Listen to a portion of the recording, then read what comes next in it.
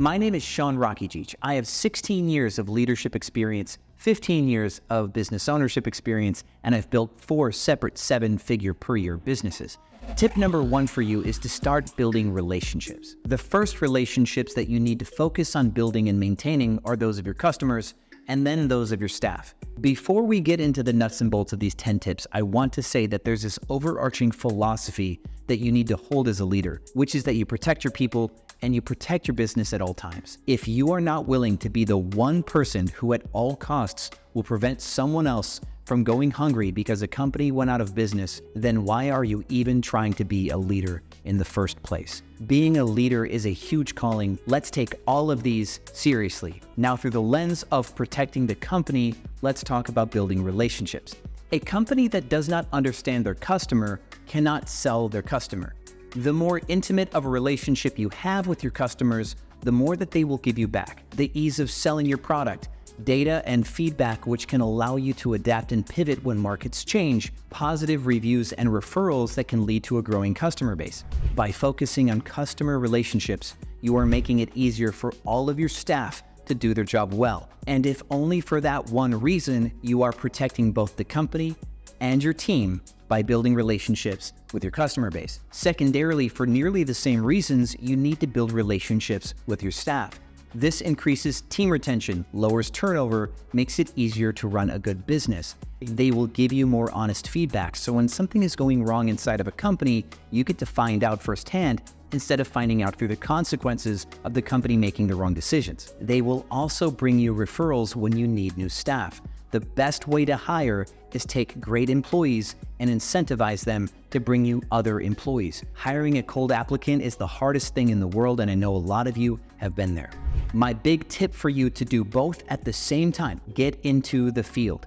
If you're a sales manager, go on sales calls with your team. If you're an Airbnb business owner, do housekeeping with your teams and do customer check-ins with your teams. If you own or run a brick and mortar business, you have no excuses but to be there and to do both by default. Tip number 2 to being a great boss and leader: stop making things about you. There is a wonderful business book called Multipliers by Liz Wiseman. In just the very few first chapters of this book, she goes over what it's like to fail under bad leadership and thrive under good leadership. She gives a story about a man who's way too intelligent for his own good, and he sucks the air out of the room every time he's working with his teams because he has to be the one to come up with the ideas. He wants to argue, tell people how they're wrong, how his ideas are better, and even though that's probably largely true, what's the point of hiring 5 people to think and contribute if you won't let them contribute? The longevity of your business requires that you let the people in your company have wins too. If the company is having a good day, be a cheerleader. If you're having a bad day, shut the hell up and don't bring it up to your team unless it becomes relevant for how you may or may not be able to help them today. Do not dump on your people. Do not brag to your people. Do not look for them to give you compliments to boost your ego. Instead, reverse that. Let them dump on you. Let them brag to you. Be the one to give the compliments. Make it about them, not about you. Because if you want your business to grow beyond you, the business has to become more than you. Tip number 3 requires that you do number 2. Tip number 3 is to express appreciation. You have to let people contribute and do things, and you have to appreciate them for the things that they do. A business that believes that money is the only reason why people come to work will lose those people when other businesses pay more money, or lose those people when money loses its worth. People want to fit in, they want to be appreciated, they want to be challenged, they want to be part of something bigger. Make it a movement for every inch that they push the business in the direction of that movement. An extension of this tip is to shed your entitlement and your expectation. If you expect people to do stellar work for the money that they're paid, you'll never give people appreciation. Expect that everybody under your sphere of influence comes there with the expectation that they will be and stay average. Expect them to not know their own greatness and plan to open that up inside of people. Only then, when they begin to perform beyond their own capability, will they believe in themselves and you enough to keep that up. Do not expect greatness from anybody who is not in love with their own greatness. Tip number 4 is exactly a leadership tip. You've heard this before in other business circles. Hire fast, promote faster and fire fastest. That may sound like a business best practice, but again, through the lens of protecting your people and your business, you need to fire people who are not good for your business. They will cause damage. They will cause what I would call inertia, making things harder to happen within your organization. They will cause your best people to quit. They will cause your best customers to leave. Your business will downward spiral if you do not get rid of bad people. There's a book for this called Who? A Method for Hiring. A great book.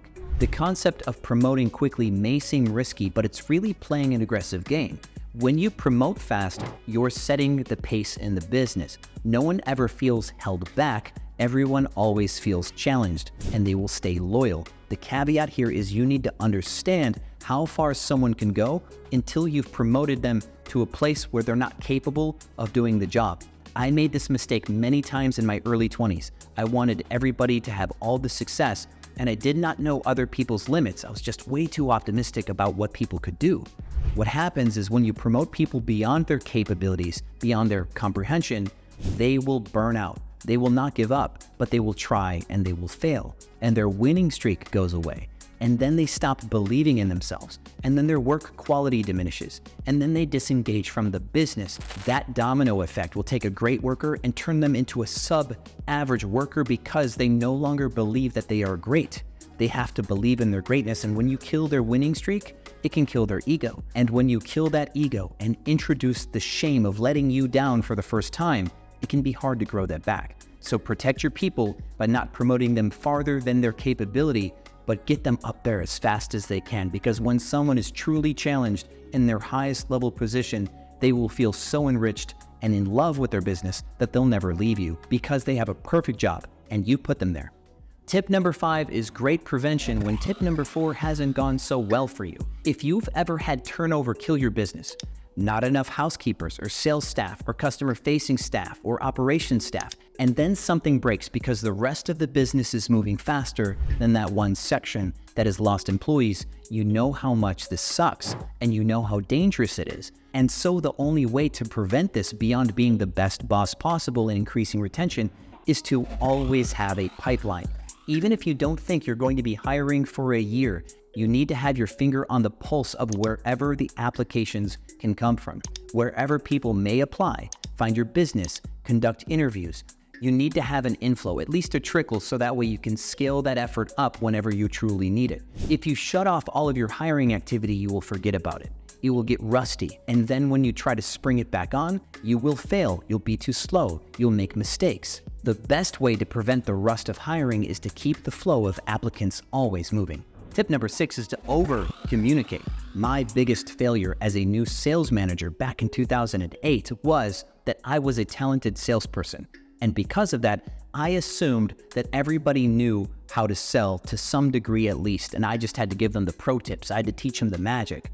But we were hiring people with no experience at all, and they had to connect dots that I never gave them to connect.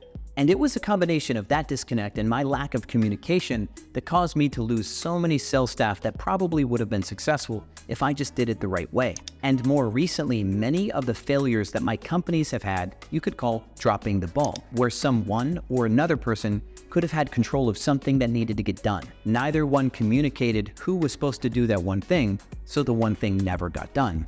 The ball got dropped. You may also have a lack of communication around expectations. Some people may not know what is expected of them in your organization, but you expected them to get everything from their job description and their onboarding. There was so much going on, they missed 75% of it, I guarantee you. You need to make sure that from tip number 1, you're building relationships with your team and asking them if they know what is expected of them and what they hope to achieve to exceed those expectations. You want to give them a chance to win, as per tip number 3. To build on this tip, there is a best practice in management, which is you never give somebody something that is exactly 100% of their capability. And you also never give someone a bonus that they don't believe that they can hit. So if you are pushing your team to the red line, even if you've made that expectation clear, if they don't believe they can achieve your expectations, they will lose motivation, they'll be more likely to fail.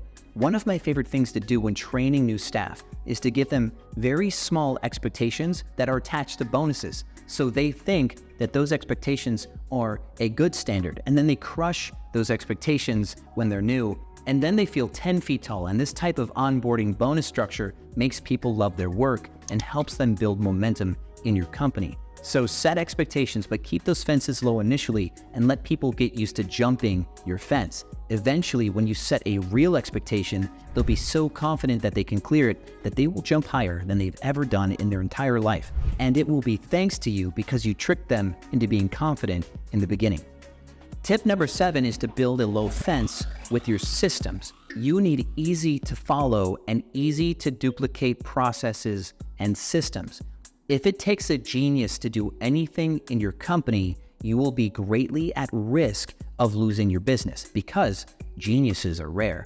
But if you build your business in a way that the simplest of people can do the work, your business will never fail. And again, they'll be motivated if they don't know it's supposed to be easy. People love being smart. They love being better than hard stuff. Let people think that their work is hard, but you've made it easy. Even though this sounds like management or business jargon, this is 100% in the pillar of leadership because, again, you are protecting your people and your company from failure by setting them up for success, setting them up to be motivated, and setting them up to be prepared. If you are a business owner and you can vibe with that, share a story in the comments because I believe that that one might be a little bit controversial. An example of this, in my Airbnb business, I rent apartments, I furnish them, I put them on Airbnb. It's called short-term rentals. It's like having a hotel in an apartment complex. And as a part of my operating structure, I have housekeepers that I pay by the hour. They are in-house staff. Most Airbnb hosts have vendors. They hire someone who's already been trained from someone else and they pay a lot of money for them. My company gets both a cost reduction by hiring by the hour and we get to train them with proprietary systems, processes, the things that we're talking about right now, to make sure that things are always done the best of ways. And to simplify our processes, I have a 5-step cleaning system. Step 4 has what I call the 4 mantras of step 4. That is something that I can't get specific on because I also teach Airbnb on this channel, and that's not something I teach for free. That's in my Cracking Super Roast mentorship program. But the 4 mantras of step 4, I'm telling you this because they are meant to be memorized by our housekeeping staff. They memorize the 5-step cleaning system and they memorize the 4 mantras of step 4. And every time something doesn't go well, we repeat the 5-step process and the 4 mantras of step 4. And it's the cleanest way to give feedback and to reinforce what it is that we want to happen in the company to ensure quality of clean. And this leads to the next tip. Tip number 8 is continue to inspect what you expect. There is no way to give someone in your organization feedback unless you find out that they did something right or something wrong. And you want to catch people doing things right more than you want to catch them doing things wrong. Because, like we talked about before, if people feel like they've let you down, if they feel like they are doing things wrong or bad, they will become less confident, less invested, they will disengage, and they will eventually quit. So you want people to feel like winners in your organization. So you want to inspect people's work with the hopes of catching them doing things right. But that in itself is prevention because people know you are inspecting, so they will never let their quality of work drop. If you compliment your team, like we said in tip number 3, based on things that only could be known if you inspected their work, they know that you're looking. And then they never let their guard down. In my short-term rental business with my housekeeping teams, we do something called a remote walkthrough. We go through their cleaning documentation and we give people compliments on something specific about their cleaning. Either the specific quality of their documentation or how they folded their towels or that they cared to pay attention to something that typically gets overlooked, like a restock level for coffee stuff like decaf or tea or sugar. In my sales teams, we have pre-recorded sales calls where they tried to close customers. We will go through those calls and look for where they skillfully overcame an objection or closed a hard sale or related to the customer really well, which allowed them to make the presentation. If they don't think their coach is watching the game, they won't make those big plays. Tip number 9 may be the hardest of them all. It's a lifelong commitment to making everything in your company easier, constantly looking for pain points, cracks in the wall where things are confusing or hard for people to complete. You are going to spend your life looking for places to improve processes so that way your people can do better jobs for easier. When I was in the newspaper industry, my sales teams had to collect people's information and then get them to fill out another sales form if they bought a newspaper subscription. I decided to write a little bit of code that kept people's names and phone numbers, and when they loaded the sales form, they just had to hit paste and all that stuff would pre-populate, saving them 10, 15, 20 seconds on every sales attempt that they made. That alone may seem insignificant, but when you pile on those little advantages from you constantly testing and checking and improving, your people get better and faster, 15 seconds, 20 seconds at a time. Next thing you know, their productivity is up 10%, they're making more money than they've ever made, and they love you for it because only you could have done that.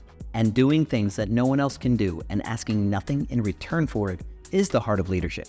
Tip number 10. I did say number 9 might be the hardest one, but for some of you, this is actually the hardest one because you care so much. Tip number 10 is to take feedback graciously and with an open mind. People will compliment you when you do good.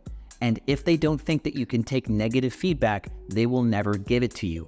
There are a few books on leadership that discuss this point. One is called Leadership and Self-Deception. People do not like shooting darts up the org chart. They know from experience it doesn't typically go well. They don't want to be the person that says something just slightly out of line and they get their head taken off. You need to create a culture in your company where your people know that you take feedback. And they need to know that you understand that if somebody means well, but they say things the wrong way, you're not going to hold them accountable for the content of their words, as long as the intent of their words was for the better of the company. This can get a little bit messy at scale. You can have a lot of big players, A-type personalities all in one room together, and they believe differently on what the company should do.